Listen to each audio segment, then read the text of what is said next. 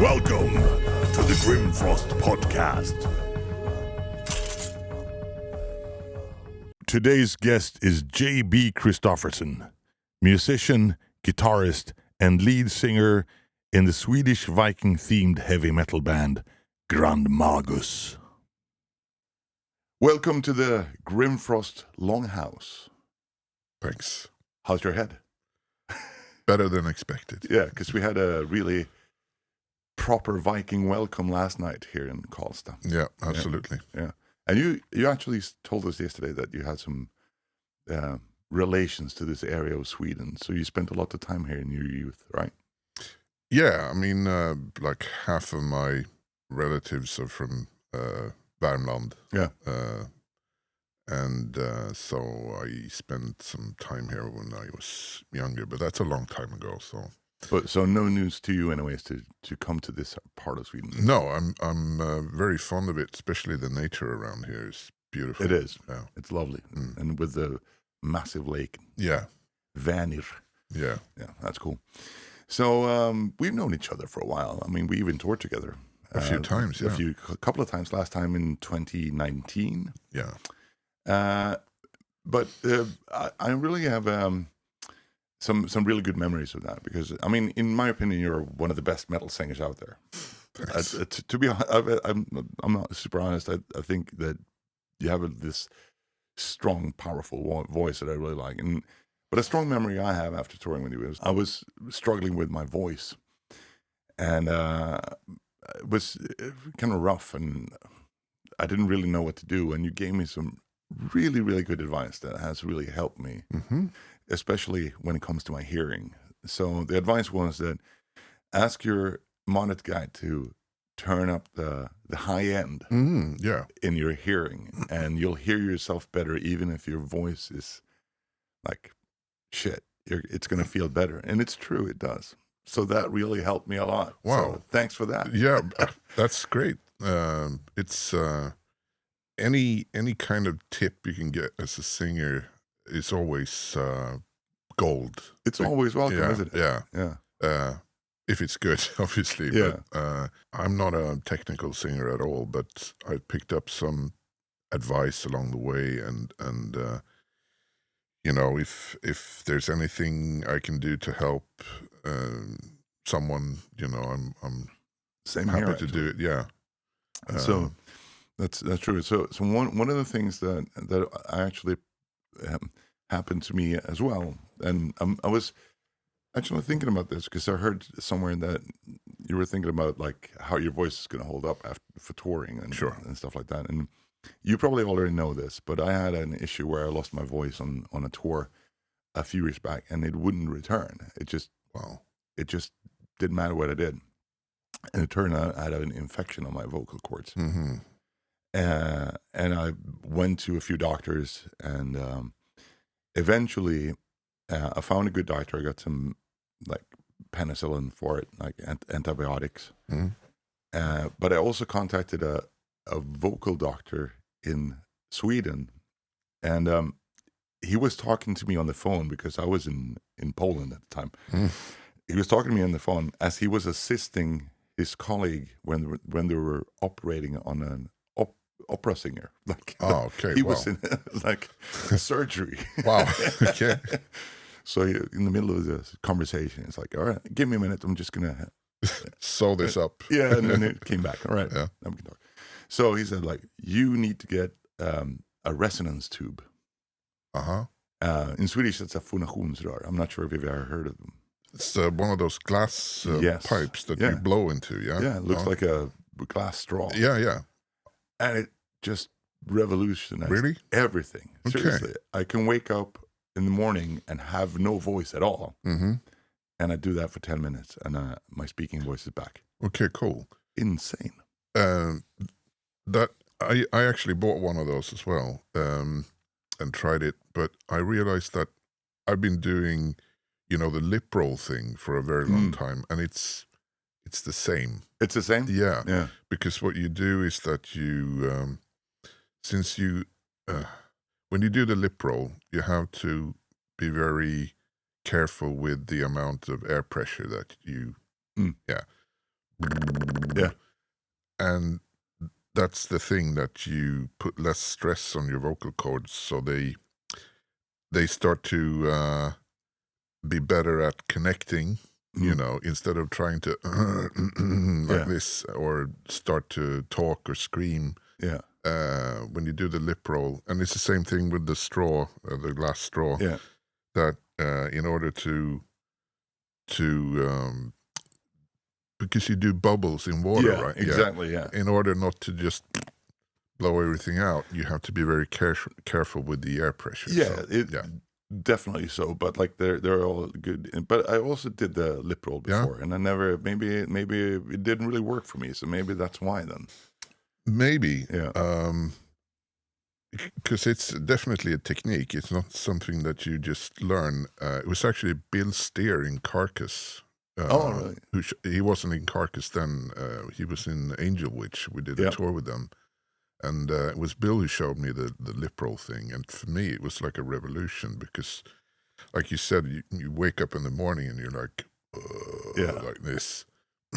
And you have, usually I think you have a lot of phlegm on your vocal cords. That's the problem. So they don't connect.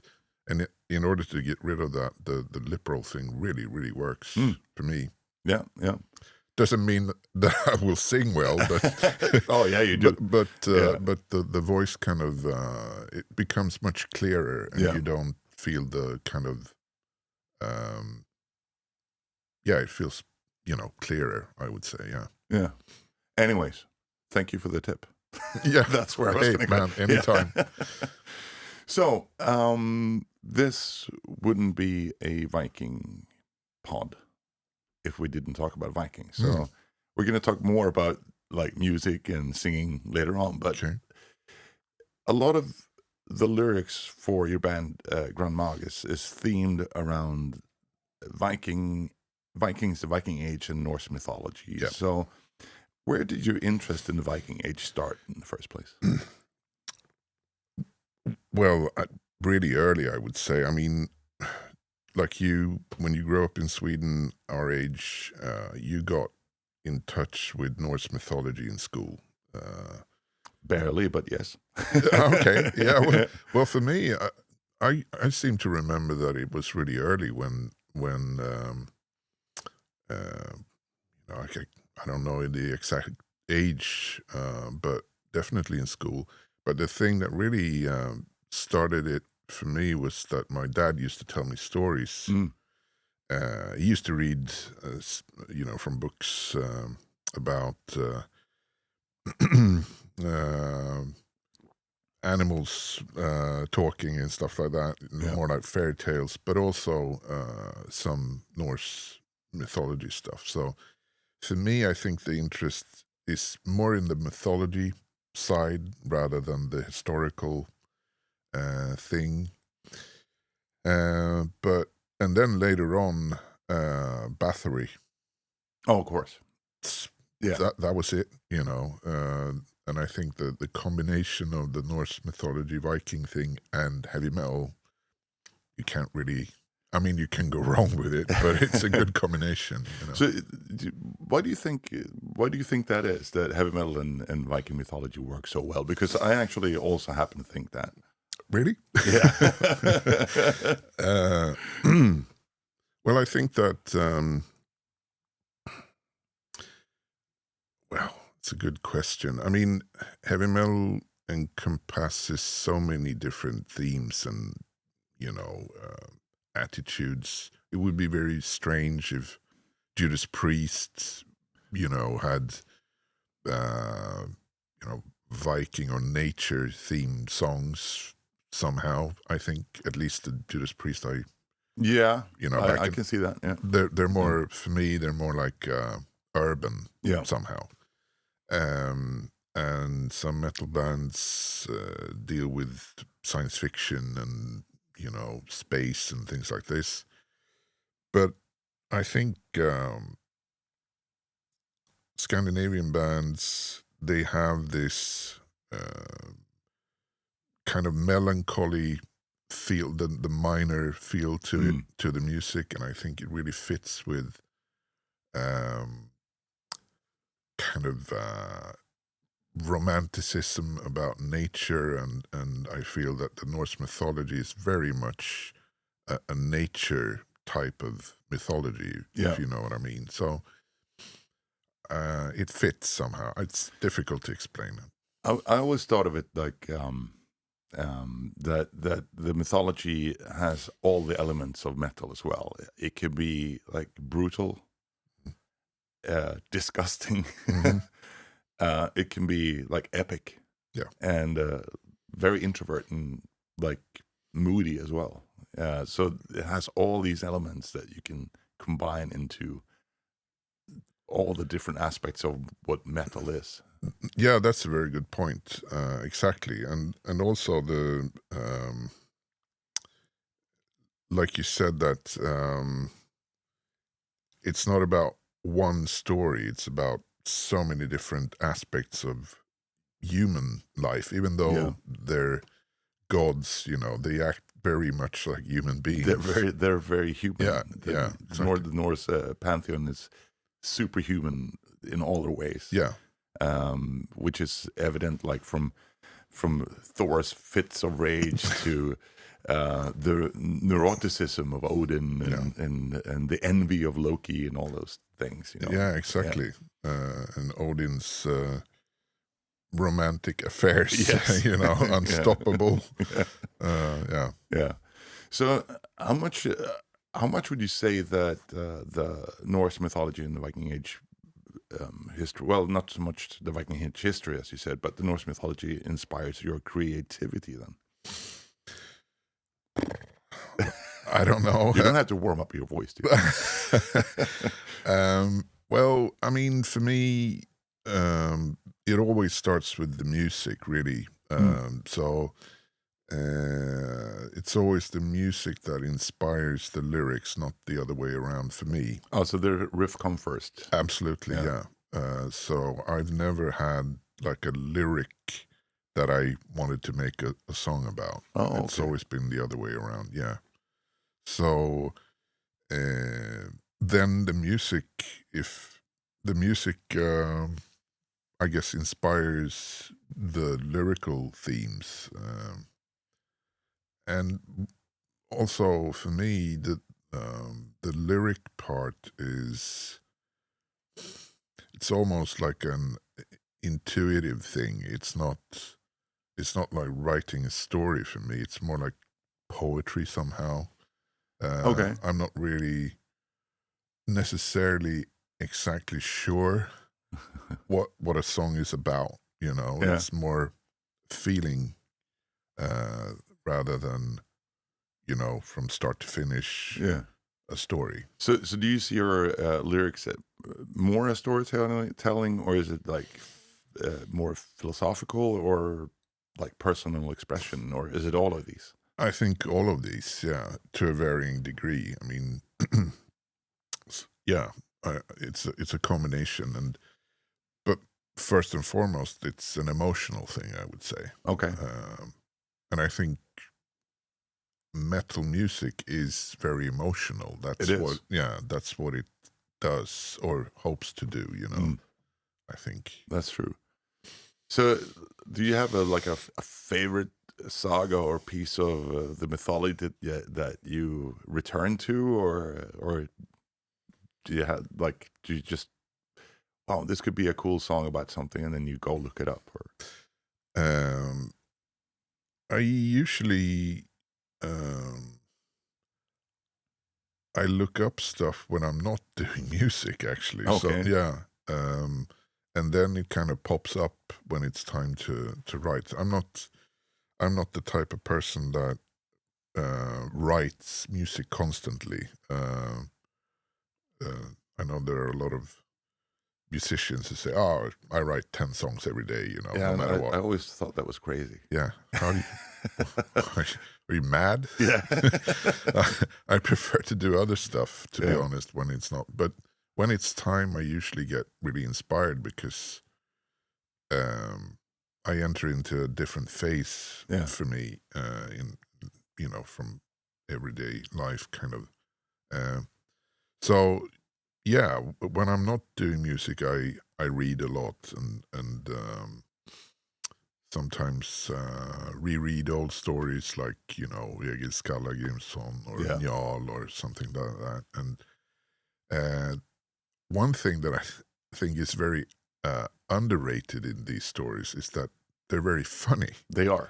There's a lot of humor in there, and it's usually that drives me into them. The combination of this extremely low key kind of way of telling things is also very humorous. It is. It's and it's very direct the way they tell Yeah, the stories. yeah. So, which one is your favorite then? You mean of the Like of the sagas, or like in the mythology? Like, do you have a favorite story? um, hmm, uh, well, it's for me. It's hard not to think about, which is that's the mythology thing. It's hard for me not to think about Thor going to get Mjolnir back. Yeah, Because like we talked, it's humorous. It's also completely crazy. it's insane. Yeah, but Like very, cross dressing and everything. yeah, Yeah, yeah, and it's I just love the start to that one. yeah, Vred var vingtor när han vaknade. yes, That's just that beginning yeah. is You're into it yeah, immediately. yeah. Yeah, yeah, So yeah, I think we have to put a subtitle there. probably. Yeah, Yeah, that's a good one for me. I think one of my favorite like sagas of all time has to be Egil Skallagrimsson saga, though, yeah, because it's such a he's such a character. yeah. He's ugly as fuck. Mm. He's a poet, and he's like Tough. a tough motherfucker. Yeah, And my name is in the book. My last name, like the first boy he kills is the son of Heg on Hegstad. yeah. Wow, cool. Yeah, Yeah, so it's only there for one page, but yeah, yeah, at least something. yeah. Now that's a really good one, and it also contains so many different things. Um, so I think that's one of the attractions to it. Also, that um, it's so wide in themes and Yeah, concepts. I mean, I think a lot of people think about maybe Norse mythology or liksom there we go. what what the Vikings were. That it was all this like tough and hard and war and stuff. And I mean, that's not the entire thing. No, They wouldn't have invented who knows gods that are so human if they were just idealistic, exactly. whatever.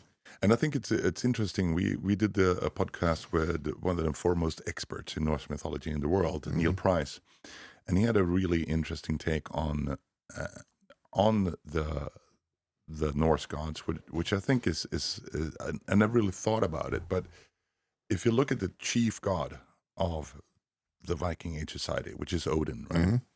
He's really a god of the mind. Hmm. That's all. Like that's what he cares most about. That's why he has his Hugin and Munin, Yeah, which means thought and memory, and he's really terrified of losing them. hmm, And also, like he all constantly seeks knowledge. He yeah, even sacrifices his eye yeah, to achieve knowledge. yeah, So it's like he's really a god of the mind, which is actually interesting when you think about the Vikings being portrayed at these like these barbaric yeah, savages. yeah, yeah. That's a really interesting take, and also, yeah, correct. Yeah. Yeah. So yeah, super interesting. So so is there a deeper message behind the warrior imagery? You think already talked about this, but like the warrior imagery that we present in the songs, or Hmm. I think there's a lot of a lot of our songs is actually about animals uh, versus humanity. Mm. But in a guise, here we go, Yeah. in a guise of telling it from a mythological kind of language, because for me it feels very natural to do that. Mm. But so I don't think we've done a few songs. We've done the Forged in Iron, Crowned in Steel. That's obviously like a warrior song with based on the Ulfberth sword thing, you Yeah. know. But I would say that we don't have that many songs about warriors as such. Not as many as Amon Amarth. No. So I think there's a slight difference there. I think my lyrics are less direct, I would say, Yeah. usually. Yeah. Do you write so like do you have like main characters in your lyrics then, or is it more like telling the story from your own perspective? Um, we've had a few songs about like characters.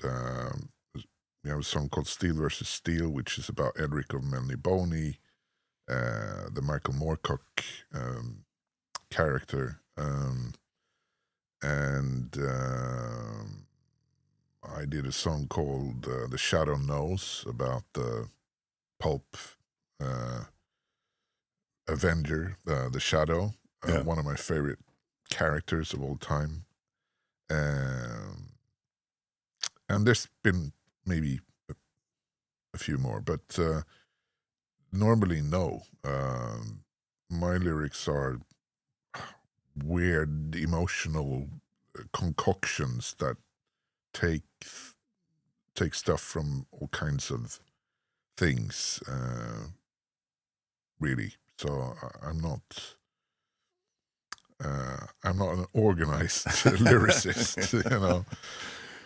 I hear you. I try to be, but I failed miserably.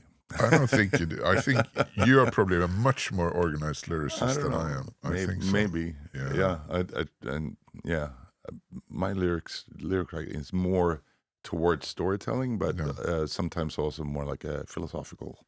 Mm-hmm. Actually, it's more like also like a combination of like philosophical, personal expression, and emotional. Yeah. Sometimes, definitely. So it's sort of the same, but yeah. Yeah.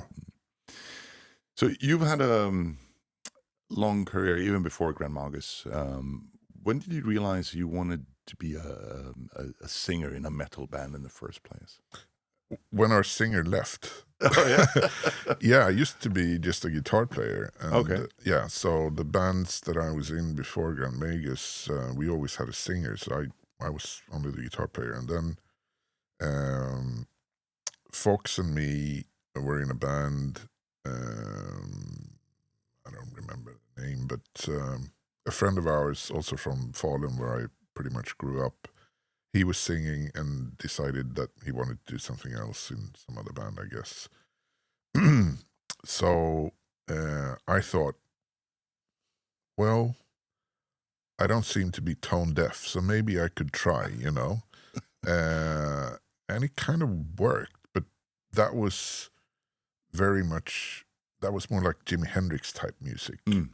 Hard rock, but more blues based Yeah. and more, yeah. You also did a stint in spiritual beggar. Speaking of that, yeah. Yeah, but that was even after the first Magus Yeah. album, so that was later on. But so it was just by pure chance. My idol was Richie Blackmore, and I wanted to be a guitar hero. That was the goal. So the singing was just something that happened. Yeah. So, but as I already mentioned, your vocal style is very powerful, and obviously you're not tone deaf at all. But it's very powerful. Yet it's controlled.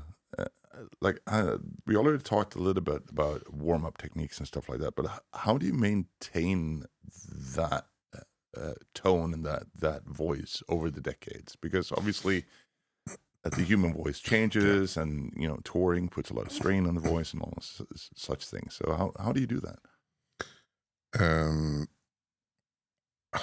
I don't know. I think I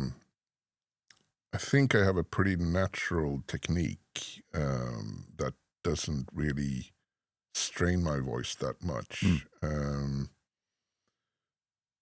When I'm doing it when I'm doing it well. Uh, Sometimes I don't, and then I Yeah, don't sing that well. I know the feeling. Yeah. uh, but I would say that consistency is the key. When the pandemic hit, I didn't sing for a few years, and it was super hard to come back. It is, isn't it? Yeah, Yeah.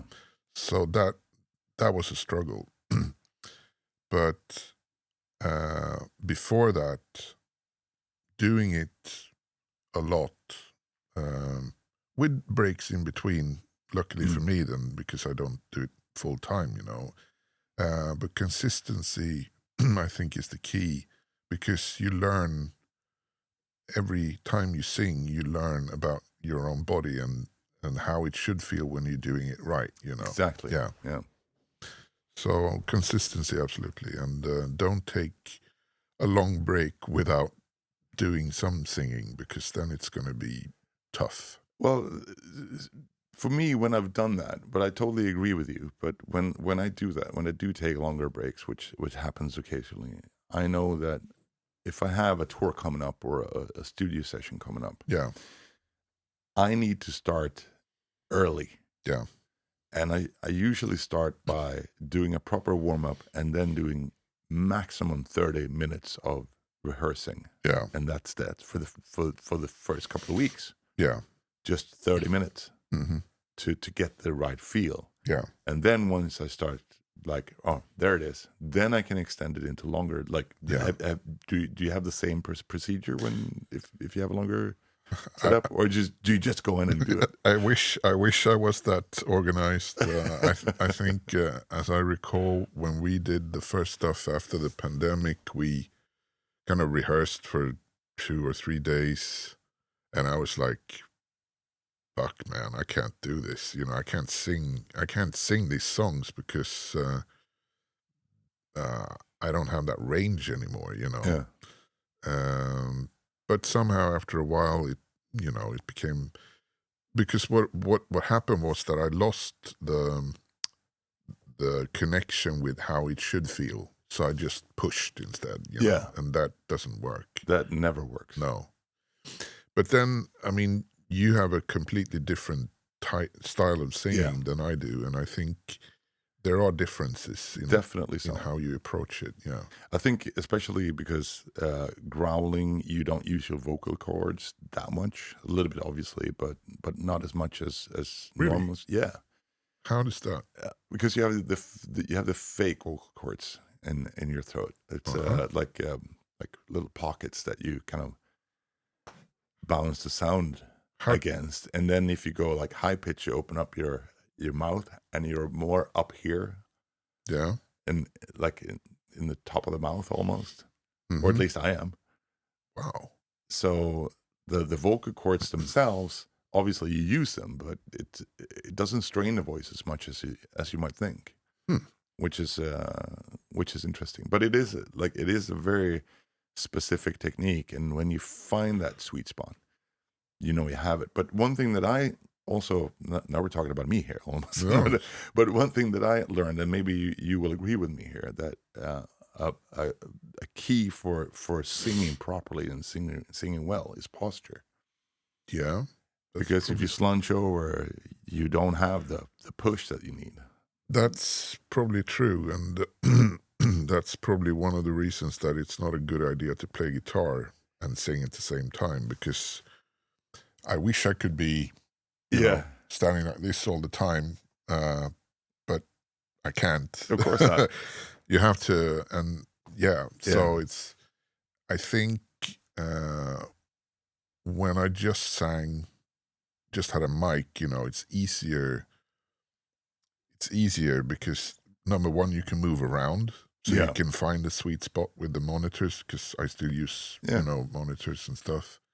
And you can, like you say, you can position yourself properly, Mm. With a guitar, it's always in the way, and you have to stand where the mic is, with the sound that's there, So that's definitely a challenge in that Mm. sense. Does it hinder you as well? Like, because like when you play a guitar, you're kind of twisted in a way. I'm always twisted. Fuck. Stupid question. So, would you say that your voice has changed over the years? Yeah, absolutely. I mean, it's dropped down, Yeah, and a couple of octaves. not that much maybe, but yeah, when I listen to earlier albums, definitely I could do stuff that I really can't now. Probably it's a technical thing. I could probably do it if I really, uh, put my mind to it, really went to like a vocal coach or something. But I think that it's also very much a biological thing, that Yeah. as you grow older, everything sags, not just the vocal cords. So, Yeah. yeah. Yeah, I hear you. What about you? Uh, I feel that my voice has changed a lot actually because it definitely also dropped Yeah. in tone. Or rather, I always had a kind of like a deep voice, a Yeah. deep growl, but I could definitely do like a lot more high pitched stuff Yeah. earlier than I can do these days. Yeah. Plus, also in the beginning, I wasn't very controlled in my singing either. It was more unhinged. Yeah. I did some of these screams that kind of like broke into a kind of falsetto kind of thing, Yeah. Yeah. which I guess was kind of cool, but to do it every night is just difficult for the voice because Yeah. it's like you need to have some kind of control to be able to like Sure. maintain your voice. Yeah. But I mean, for you, the fact that your voice has become deeper is not a bad thing, Not really, no. because no one wants to hear you go, well, That's true. That's true. For me, it's pretty much the other way around. Yeah. That it's pretty unusual to be a heavy metal singer and be like a baritone, like I am. Most metal singers are like tenors. That's true. Yeah, so they can do the Yeah. like this. Yeah. And that's tough when you grow older. Yeah. Definitely, yeah. Yeah. There are a few guys who can do that, even though they're much older than me, but they have excellent technique, and they are, special people, so. Yeah. So going back to songwriting, we already talked about that the riff comes first, and like yeah, how you work when you. But when you're writing music, are you chasing groove, melody, or atmosphere first? Like that, or are you just, I don't know, noodling around and oh, that sounded cool. Yeah.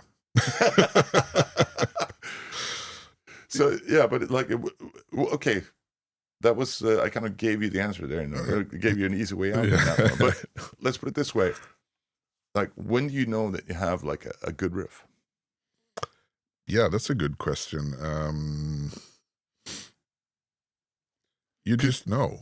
Because in what I really like about Grand Magus is that you have that groove that so many bands kind of miss out on.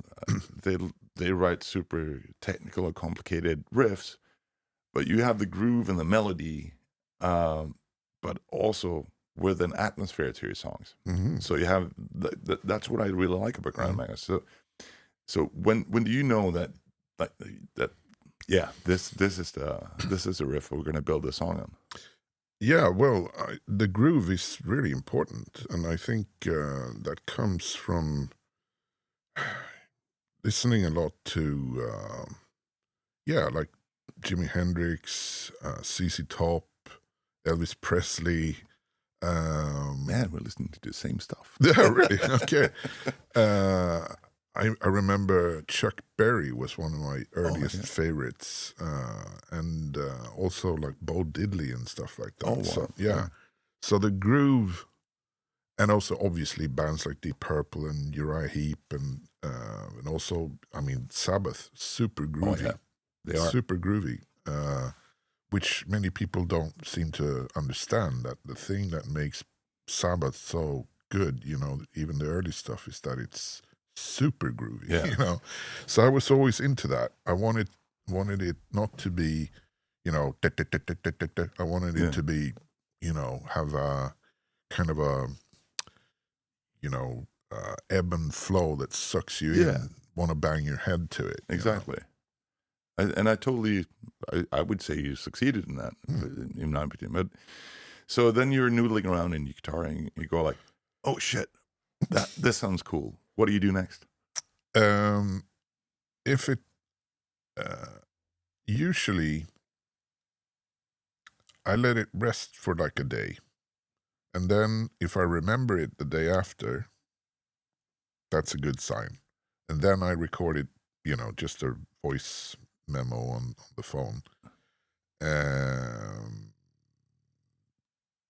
So when we do an album, I collect these kind of riffs and ideas.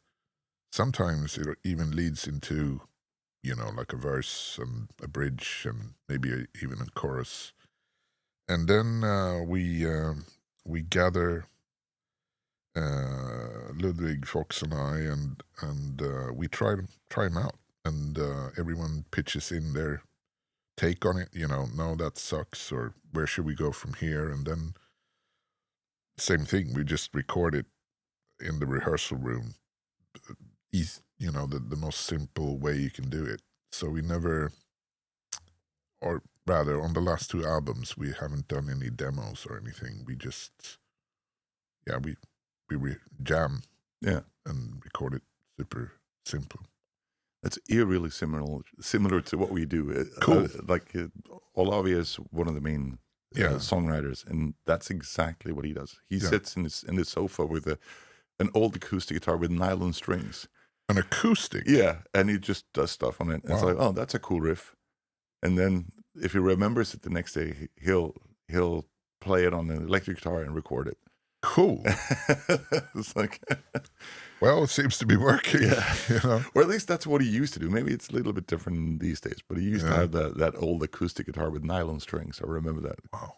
I haven't played an acoustic guitar for ages. Yeah. I'm worthless on an acoustic. I'm not sure he's great on it. It's just the way, like he likes to sit with it in his sofa, or used to anyway. So I'm not sure if that's exactly what he does, but he does exactly that. He noodles on the guitar, he comes up with a riff, and it's like, that sounds cool. And if he remembers it the next day, he'll record it. It's cool, because I think that's a good way to do it, because otherwise you run the risk of saving every idea that you have, and then you're just like, wow, what am I going to do with this? Yeah. And usually, even if something's okay, there's no point in keeping that. It should be, wow, this is something else. You and Olavi could be twins, for fuck's sake, man. He's exactly said, like, why would I waste my time working on something that I just feel is okay? Yeah. Well, that's always been my philosophy. And that doesn't mean that some songs just end up being okay in the end, No. But the ambition must always be to be blown away yourself. Exactly. Yeah, I totally agree with that. That's so interesting.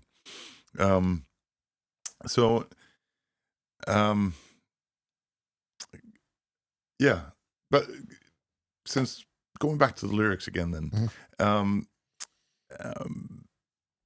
you're a true wordsmith, and you already mentioned a couple of really cool phrases that you've come up with, but you've done some epic stuff like the oar strikes the water, ravens guide our way. like Hammer of the North, Yeah. which I love, just to name a few. Mm-hmm. And they all sound like they're taken straight out of a Viking age saga or mythology. So how do you come up with these things? You know? Well, I could ask you the same question. I mean, it's. I think if you have an answer to that, you're probably fooling yourself. You know, where do you get ideas from? I think we as human beings, we collect bits every day, every second, and it kind of registers somewhere in your subconscious or whatever. And then when you try to create something artistically, um, your mind is like a blender Yeah. that just processes everything and out comes something. And you have your preferences and your taste and everything.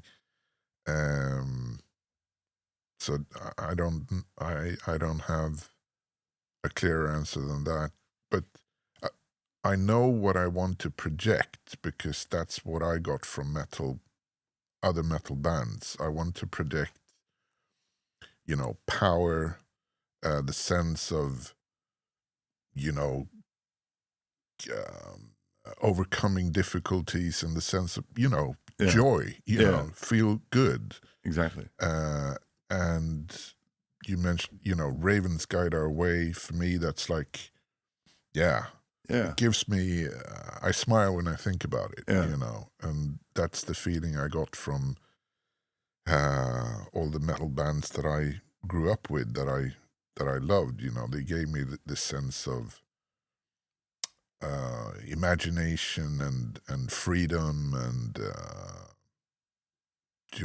joy. Yeah, I think joy is a very underrated word. It is. For me, if I could choose, my life would be dictated by joy. you know, Hey, that's so that's the way it should be. yeah, Yeah. doesn't happen that often though. No, but I mean, well, I guess it depends on, but just to have that mentality, you're halfway there, I think. In a Yeah, way, yeah. for me, joy is not the same thing as happiness No, because happiness is like that's impossible to, what is that? yeah, But joy is much more powerful somehow. yeah, So, I guess titles like that, they stir my mind, and if they do, there's a chance that someone else can feel it too. So, um, I mean, it's a cliche, but I write for myself. mm, If you don't believe in it yourself, how could anyone else possibly do it? true. So So you said that you start with the music before lyrics. Would you say that the riff helps you come up with these like powerful I don't know, slogans or phrases?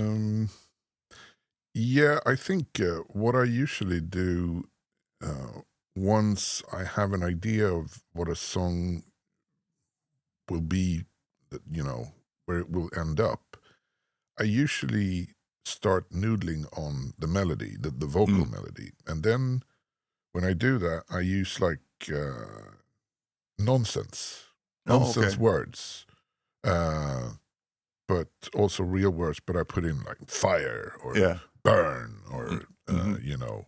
uh, charge, whatever, like key phrases here and there. And then I start to think, okay, well, maybe this will fit with an idea about wolves or um, someone returning from a swamp to have his revenge. Yeah.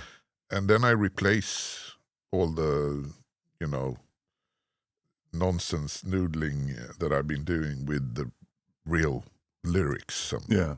But quite often, a few of those catchwords are still there. Yeah. So, So oh, so just building the phrasing to the riffs, you do the nonsense thing. Yeah. Have you ever done? I was given the advice at one point that to find to because I always struggle with the fact that when I write lyrics, I write it in a certain phrase, always.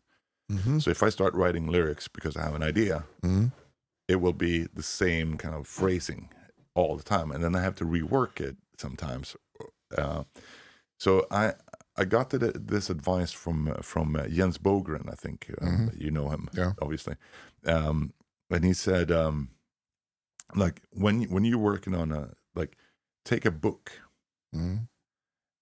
any page, and sing the text to the song, and try to imagine the phrasing, like just because then there's no. Because if you're stuck in the same phrasing or the same meter, it's hard. It's hard to. Yeah. Do you ever feel that, or maybe? I'm sure that's been the case. Yeah. But I think the type of albums, at least that we've done, it's pretty varied. It's not like we're not that genre specific, I would say. So we have kind of more slightly blues-based songs, and sometimes it's just super man-o'-war-ish, and sometimes it's a bit faster, and sometimes it's really slow and doomy type songs. So, and also because the melody is in the vocals, and I think rather than in the guitars. For us, it's the guitars, obviously. So I think there's less of a risk of the vocals to be samey. I mean, obviously I sing the same way, but the phrasing to follow the sure. And also one difference, I guess, is that the type of traditional vocals that I do, you have words are a lot longer. You stretch out words. You say free. And I guess in death metal, the words are usually it's usually short. At least more staccato. Yeah. So when you have that type of variation, it's I think it's easier to have for the vocals to be more varied. So but one thing when you said that about reading a book and trying to sing is that if you're not a singer, you're usually a worthless lyricist for a singer, because as a singer, what you do is that you take out the it would have been, all of that bullshit, because you can't sing like that. Some people have that talent that they can sing a lot of words and it still sounds good, but for me, I keep it to a bare minimum to be understandable. It's true. It's same here, and because like if you want to follow in my the way I sing, I follow the rhythm a lot. Yeah, which was also another advice I got was from Jens, actually, was to learn to play the drums. to understand the rhythm better, which I didn't do, but I actually got better anyways. But that's a different story. But so when you do that, you kind of have to find, all right, so I want to say this, but I need a double syllable here. Exactly. Otherwise it's not going to work. Or okay, I can't use a triple syllable here. I need a one syllable thing. Yes. So it's all about syllables. Exactly. Exactly. That's exactly what it is. And also that's, I think, one of the reasons for me when I start with the music and get an idea for a melody, the words have to fit that, not the other way around. Yeah. Got very, very technical here about lyrics. Hey.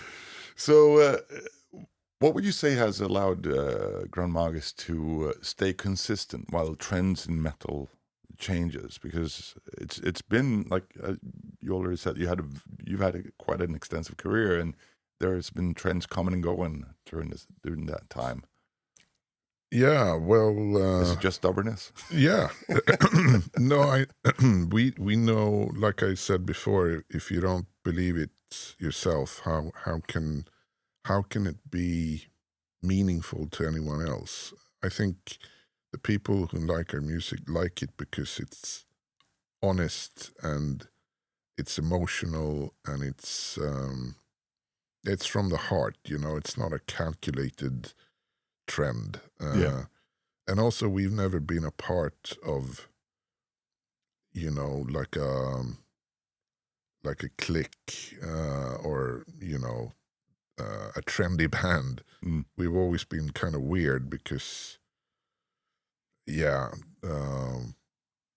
we're a kind of weird combination of different influences, I guess. So it hasn't been difficult. We've been lucky in that no one has tried to push us in any kind of direction. And I think all the people that we've worked with over the years, um, they know what we're about. So it hasn't been a struggle really. And I mean, you know how it is. You've also been, you know, Yeah. like this. Yeah, we're like a barge. Yeah, yeah, We don't turn easily. no, and I mean, I think there are some bands who've been able to kind of change a lot during their existence and still retain what they're, you know, the core thing at least. But I think there's a lot of bands that have done, you know, some very bad decisions when it Yes. comes to what we're talking about now, you know. Yeah. And I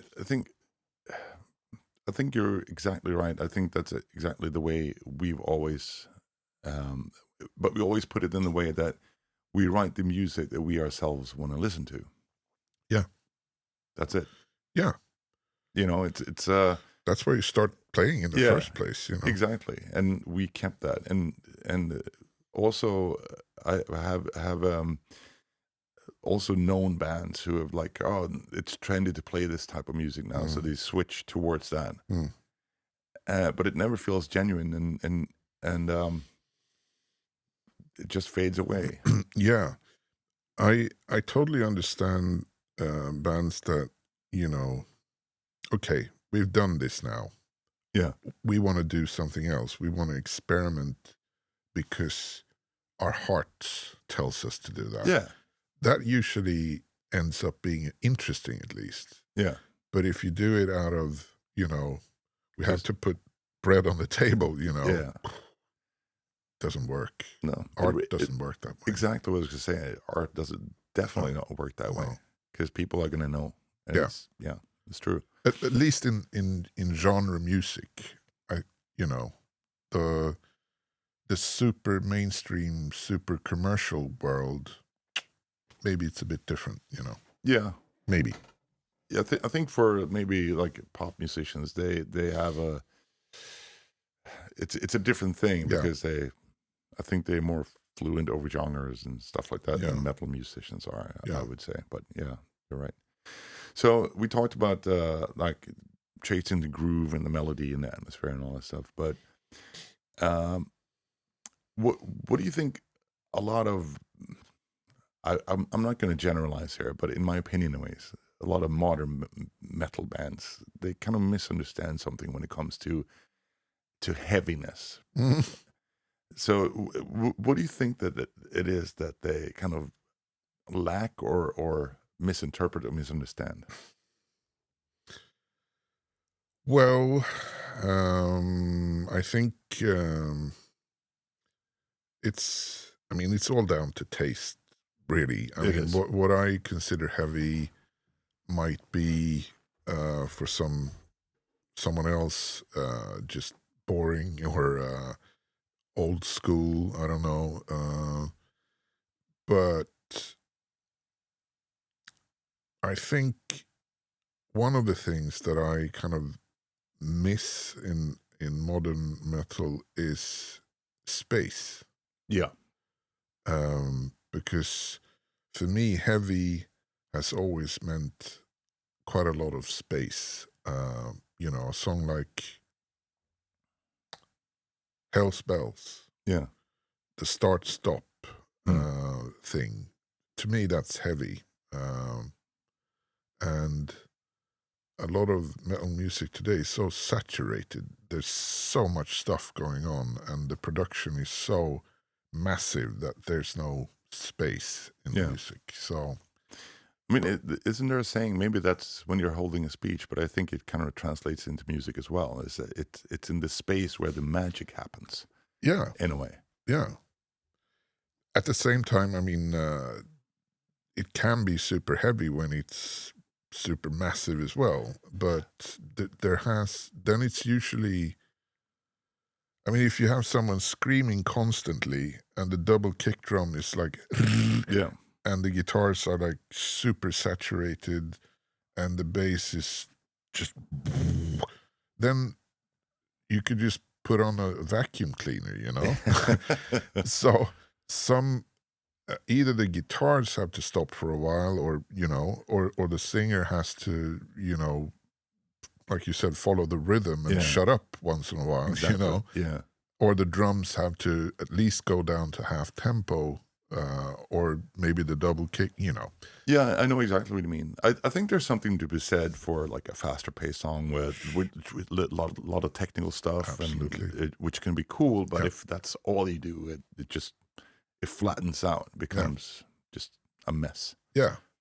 Uh, but I was thinking one of the heaviest bands and one of my absolute favorite bands of all time, obviously, is Bolt Thrower. Yeah. And I mean, talk about giving space Yeah. and like being deep and then shifting tempos and stuff like that. Yeah. They use a very limited amount of ingredients, but they really make the most out of them Definitely. by varying. Exactly, yeah, that's a good example of still extreme music, very saturated, Yeah.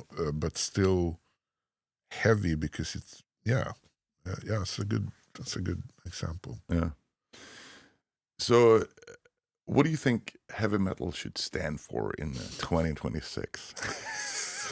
Well, I think I've said this before that I don't really care, to be honest. I Yeah. mean, I care about Grand Magus. I care about the bands I like, like Yeah. Amon Amarth and a lot of other bands that I've met and also idolized for many years. But I don't I don't care about the I care about some bands, but I don't care about the genre because Okay. I'm not a spokesperson for anyone else but my band, But I So think you said something pretty good though, because I think this is good, and I think especially maybe in the type of metal I play, that some people kind of forget mhm. that even though you're playing the most brutal music imaginable, it's still entertainment. Yeah, yeah, So I think joy yeah, is a really good thing. yeah. Okay, well, Yeah, absolutely. I mean, for me, that's what metal music is. yeah, It's that's what drew me to it when I grew up, and that's still what gets me excited when I get excited today. yeah, Uh, so absolutely. But what I mean is that I'm not a fan of uh, the kind of we are the world yeah, idea that, or the metal community. I yeah. mean, yeah, there is such a thing, but um, what am I driving at? uh, it's like, I think it's like this. Some people feel that they need to belong to some kind of, you know, movement. I don't. Yeah. So, in that sense, I don't care about the heavy metal world, if you know I hear what you. I mean. I hear you. Yeah. But metal music, absolutely. Yeah. Absolutely. Yeah. So, but Grand Magus obviously is a true power trio. Hmm.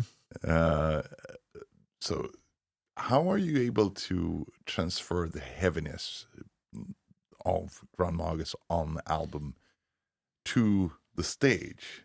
Because obviously, like when I see you guys live, it always sounds fucking massive.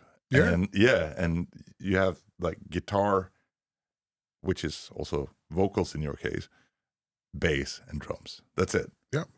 And it's so cool to see that how that works. Like how do you do that on only 3 instruments? Well, some would argue we don't. Oh, really? No. But I think the fewer things you have going on stage, the easier it is for a good front of house mixer to really project what you're doing. Mm. Uh, so, yeah, because then you have a lot of room for the guitars, you have a lot of room for the drums, and then it's just the bass and the vocals. So I think it's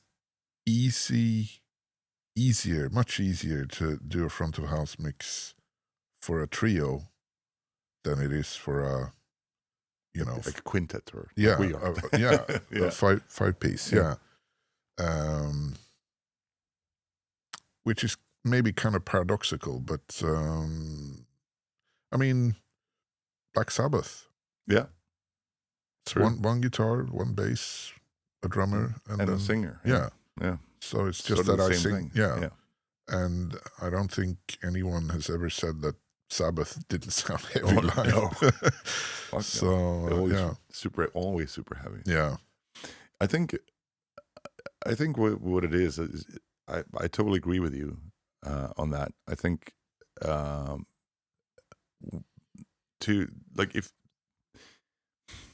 when I hear you guys play, what struck me a lot, which is actually interesting because I never thought about it because I thought there would be something missing, but like on the album, obviously there's like an underlying guitar throughout the whole songs, but on stage you don't have that. So when it comes time for you to do the solo, the rhythm guitar disappears, and it's only Fox doing the bass line.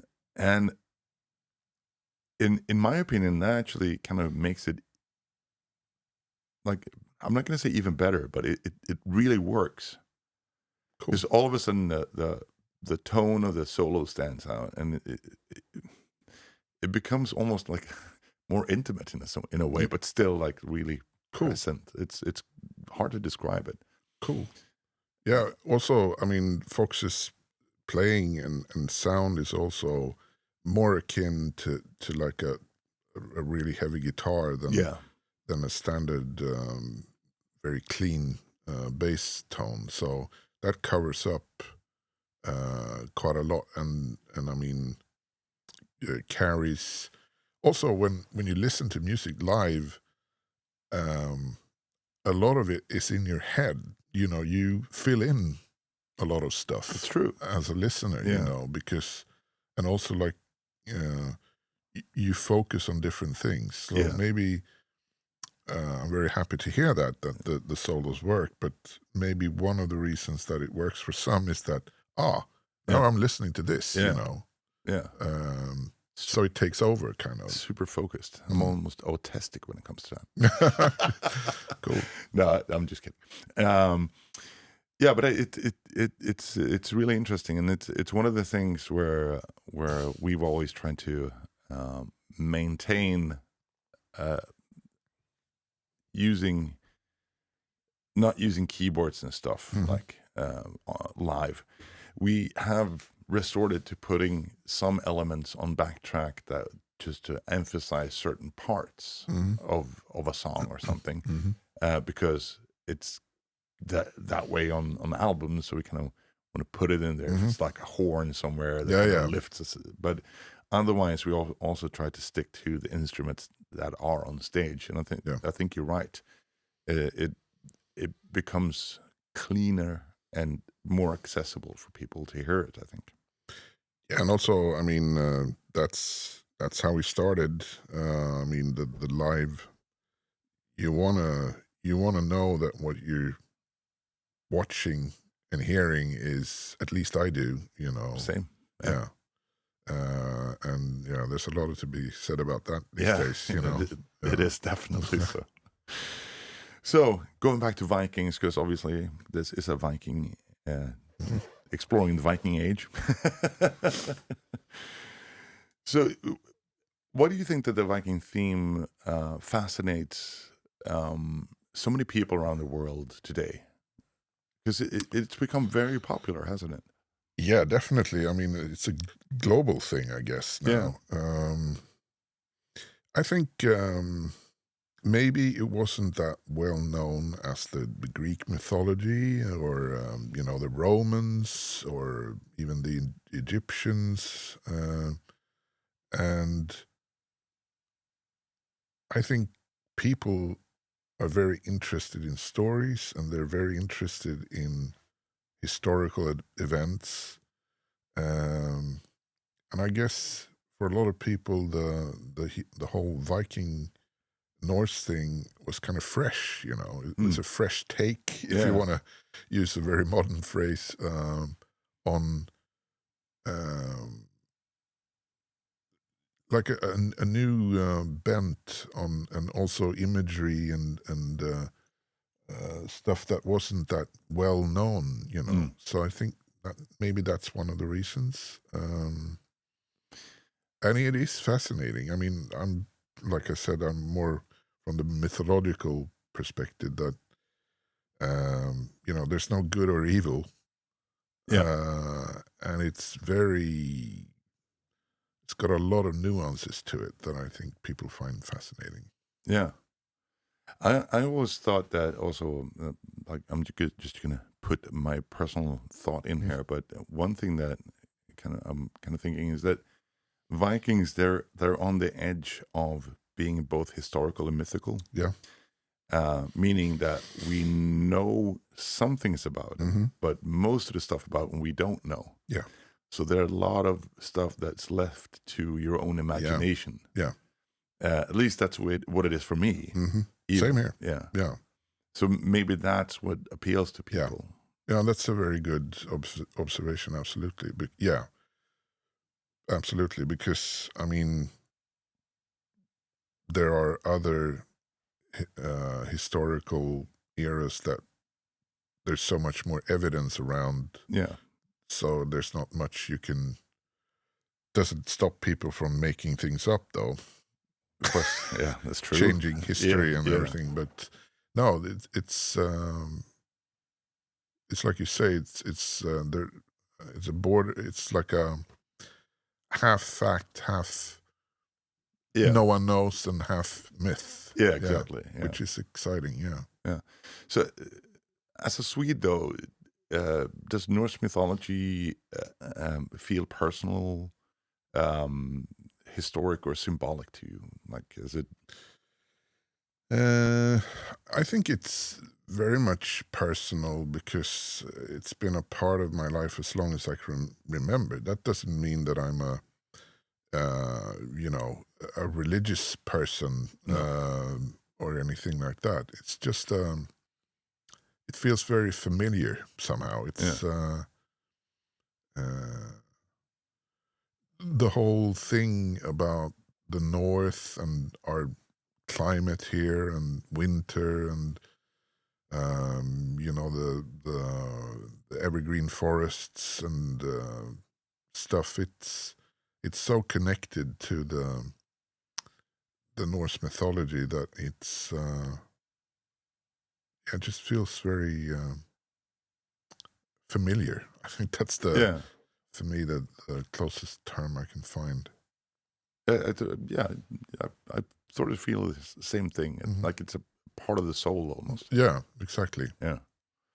So when you do use mythology in your lyrics, do you use them as a often like as metaphor for modern struggles? You say, or can you weave in stuff like that? I think that's the thing with myths and Yeah. legends, that's exactly why they survive, because they say so much about human life Yeah. in every age. So they never grow old because they're always in the moment, because they're always true. Mm. Uh, and that goes for all myths. I mean, there's so many, you have the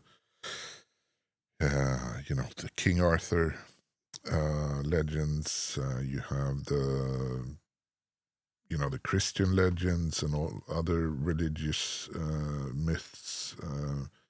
They always say something about us as human beings, and that's why they are also perfect for lyrics, Yeah. you know, Exactly. because they're always true somehow, Mm. even if it's fantasy. That's a good way of saying it. I think. Maybe. I think someone said to my wife, it's big fat lies telling big fat truths. Yeah. Well, yeah, maybe. Uh, yeah, but for me, it stirs my imagination so much more than current events. And also for me, metal music, now we're there again, in that sense we talked about earlier, that for me, metal music is an escape. Yeah.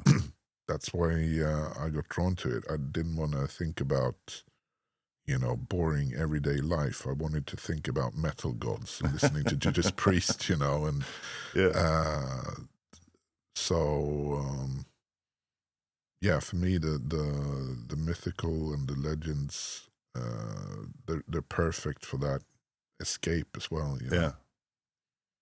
Yeah. I totally understand what you mean.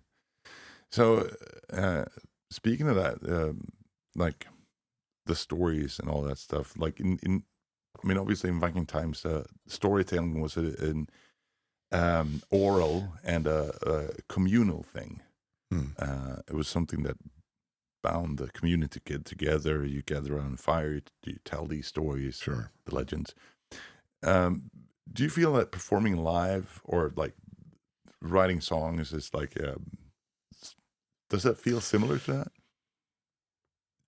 Yeah, I mean, that's what it is, isn't it? I mean, people gather to uh, enjoy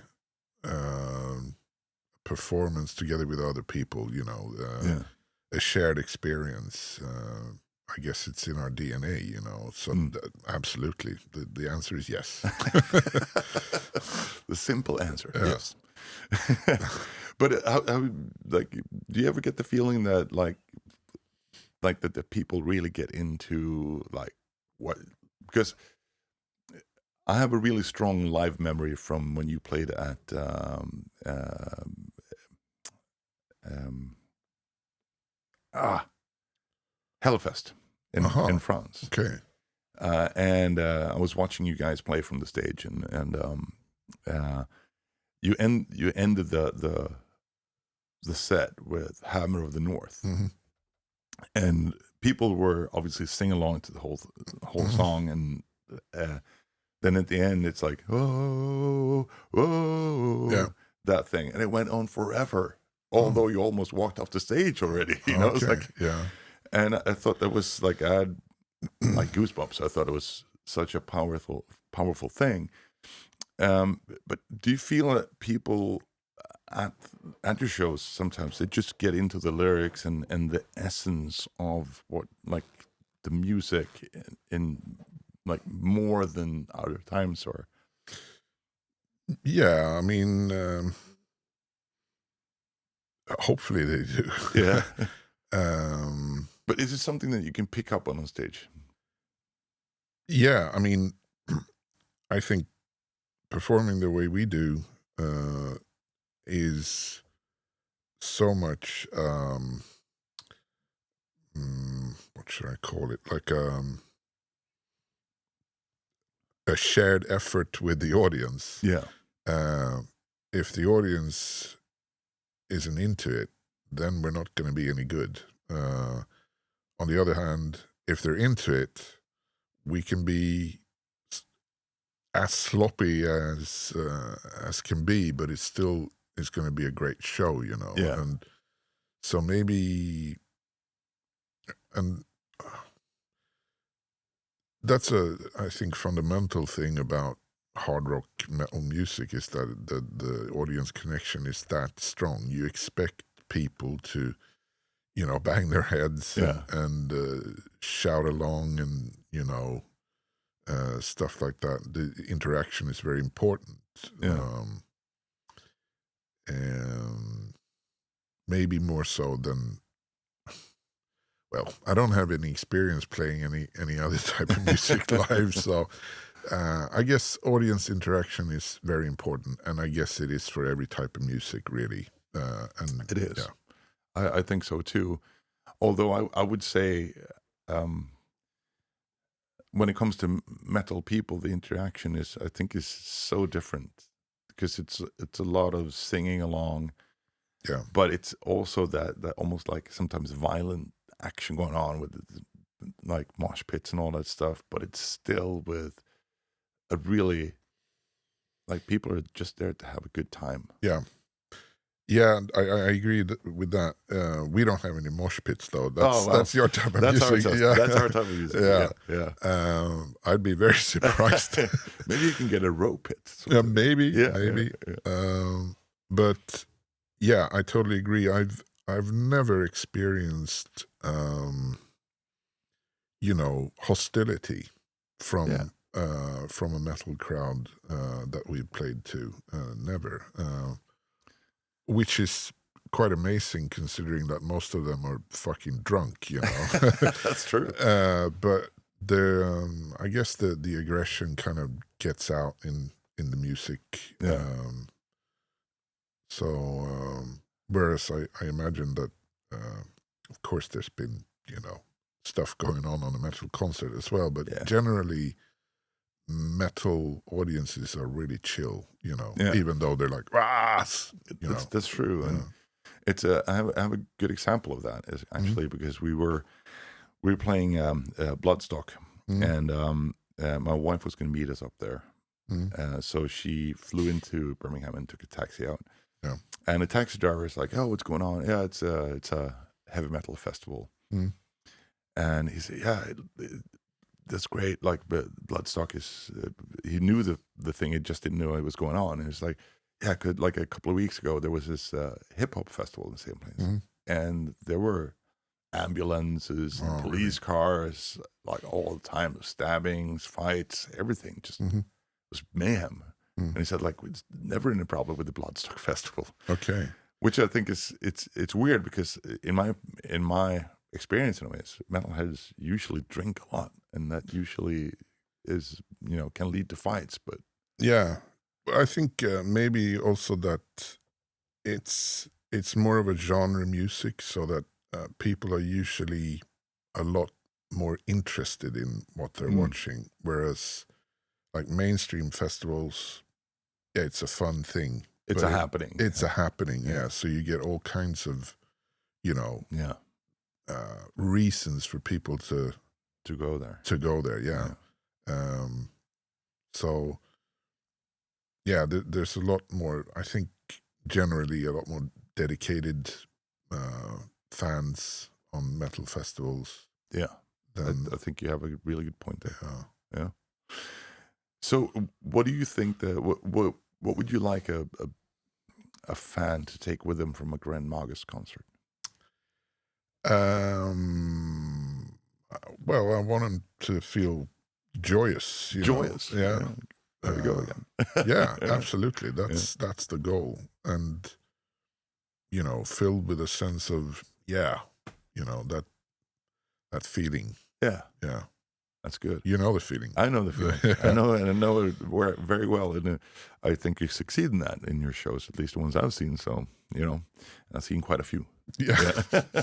But yeah, it's I think that's important. I yeah, think if that's what you want to project out there as well, that's what people are going to take with them. yeah. Hopefully, and Yeah. I mean, like Motorhead, for instance. That's a band that projects joy. Oh yeah. And it's weird because the music is so tough, but there's always that sense of joy. So Yeah. Motorhead were a huge, huge influence on us from the very beginning, Uh, also in the way they, project themselves on Yeah. stage. And they delivered all the way to the end as well. Yeah, yeah, man. Amazing. Yeah. That's really cool. So, kind of reeling it back a little bit to the mythology part here. Like, do you feel like you're like we talked about the oral tradition Yeah. but do you feel like with the lyrical themes and all that stuff that you're preserving something cultural through your music? Yeah, hopefully. I mean, the last album we did is very loosely based on Beowulf. Kind of a Scandinavian English collaboration. Yes. Yes. And I mean, yeah, by bringing up and using these myths and legends and also happenings in history, you keep them alive, I think. Yeah. Which is kind of their purpose. That's why they came to be in the first place, and I think that's a very important part of humankind. Mm. If we just forgot everything and start from scratch today, what what what will we do? That's an interesting question.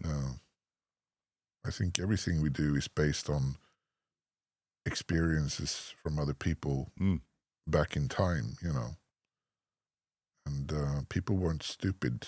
No, a lot of people don't like this is a discussion I've had recently. Like people 1,000 years ago were as intelligent as we were. Probably more. Well, yeah, but there's something about this to be said for. There's a different there's a difference between intelligence and accumulated knowledge. Yeah, and I mean, true. like people, an average people in Sweden, like in the late 19th century, would get the same amount of information. I've read somewhere, anyways, the same amount of information in their lifetime as a normal newspaper. One. Yeah, wow. Like, that's crazy. And imagine all the information we're fed with today. Yeah, but I mean, that information, that newspaper was probably worth more than that. Probably a little bit more useful information, perhaps. Exactly, yeah.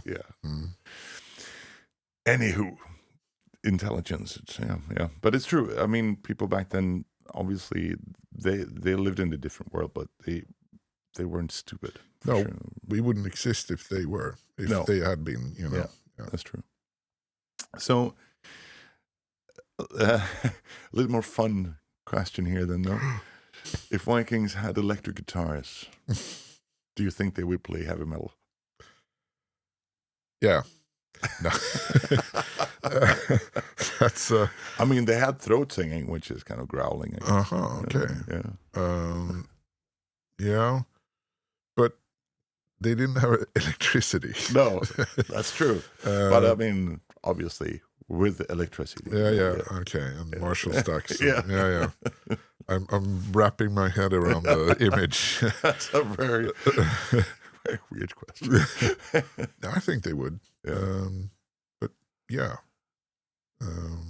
maybe they'd be into other types of music as well. That's probably true. Mm. Yeah. They would probably be like people in general. Yes. Yeah.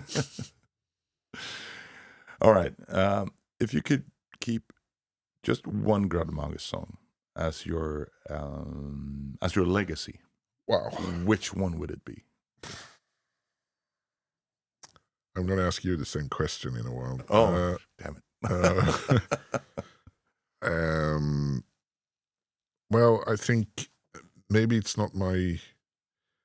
I think for us, our legacy would be the song that we end every gig with, which is "Hammer of the North," with the sing along and the title and the track in itself. Kind of, yeah. I think it would be strange for me to pick another song than that. That's a really good answer, I think. But do you have another song that's your personal favorite? You can't compare your children. But all right, like let's say this, like, I can name a few that I don't like. Yeah, but do you have a song that you're like particularly pleased with how it turned out, like how you solved it or how you kind of put it all together?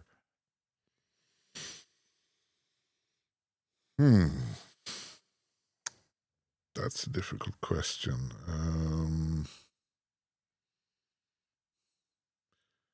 Can I say an album instead? Yeah, sure.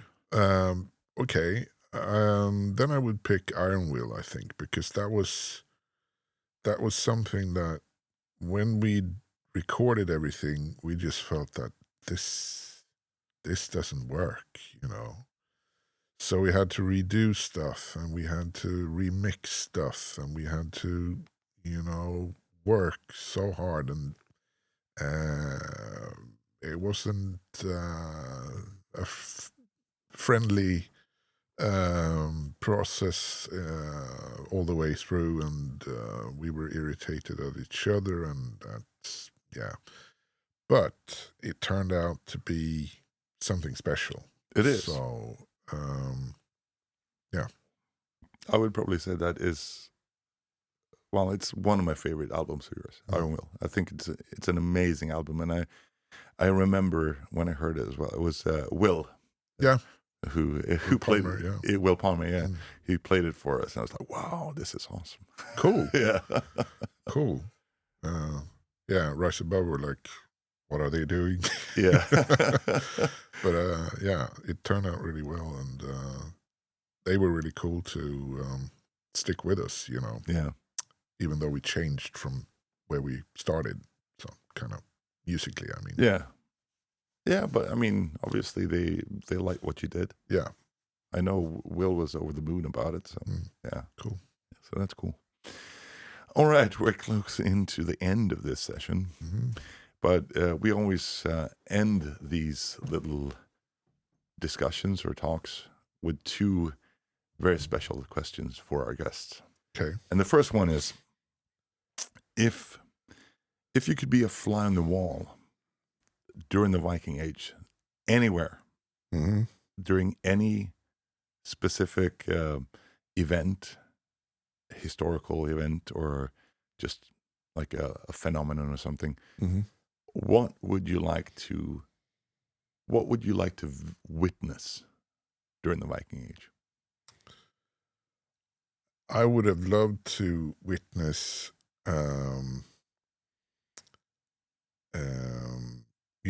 the Gokstad ship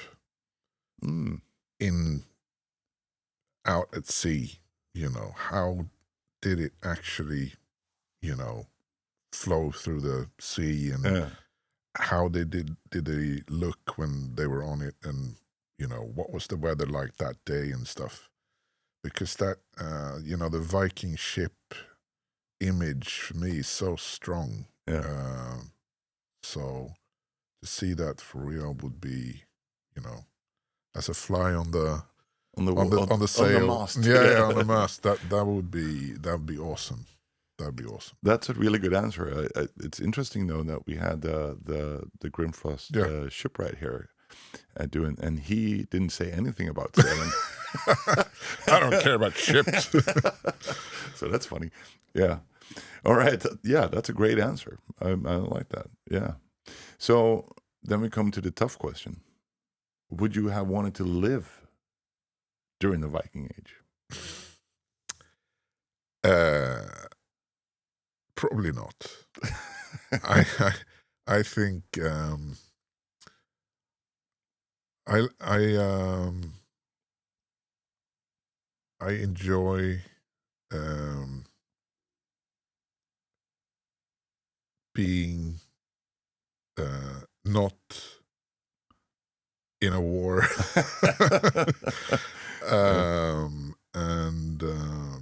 No, I'd probably pick living today rather than to live in the Viking Age. What about you? I'm with you. Okay. Yeah, I mean, obviously, it's a very fascinating period in time, Sure. but you have to remember that the Viking Age was a very violent period of time. Yeah.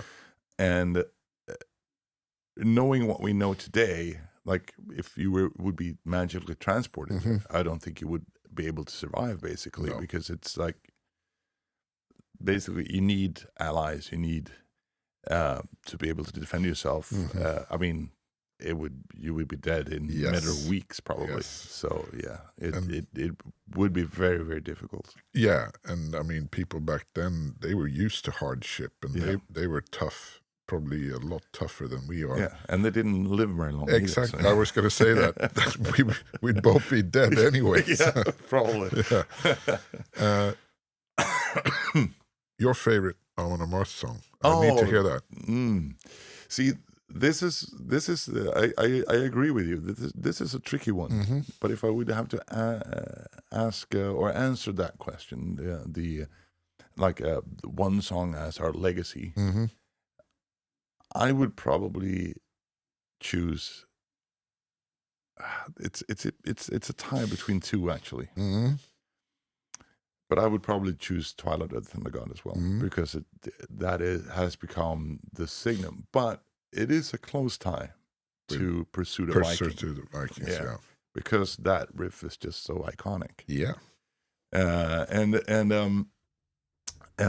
So it is a difficult one. But my personal favorite song, that's a different story. And I have a couple which I'm really, really pleased with the work I did on it, because I'm very happy with how the lyrics turned out and stuff like that. But it is difficult to choose them because there are a few of them. I mean, we've done like 13 albums, so yeah, there's a few of them. But one of the songs that I'm mostly pleased with is "The Way of Viking," because when I heard the riff for that song, I was furious because I couldn't come up with a proper phrasing for that song. And I had nothing. I knew what the song had to be about because it was a concept album, so the song was supposed to be about this, but I had nothing.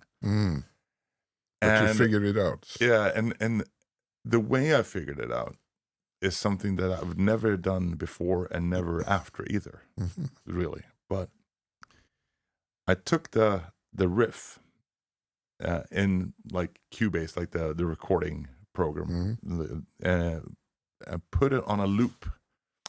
Okay. And put my headphones on, and I sat there for hours just listening to that thing. Obviously taking a few breaks, but and then going back and listening to it. And then all of a sudden, I got one line of text, and then yeah, cool. Yeah, cool. And I was so pleased about that. Yeah. And I've never really been able to force my creativity in that way ever. Yeah. So that one I'm really pleased with. Oh, cool. Yeah. I'm really happy with how it turned out as well. So. Yeah, cool. I remember when I saw the video for Pursuit of Vikings for the first time, when you're out in the forest with your bare-chested. bare-chested. Yeah. And I was like, who are these guys? No, yeah, it was such a wow. That's so catchy, and I love the sound of that album. It's so raw. It's super raw. Yeah, love it. Yeah. Yeah. Well, thank you very much for joining us here today. It was great talking to you. My pleasure. As always. And good luck with the Grand Magus in the future. I know you're going to Texas for a show. Yeah. That's going to be cool, right? Yeah, it's going to be interesting. Yeah. So good luck with that, and we'll see you down the road. Absolutely. All right. Cheers, brother. Cheers. Hey, guys.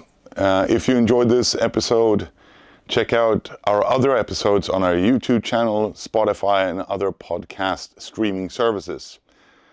And also, subscribe to support our work. Thanks for listening.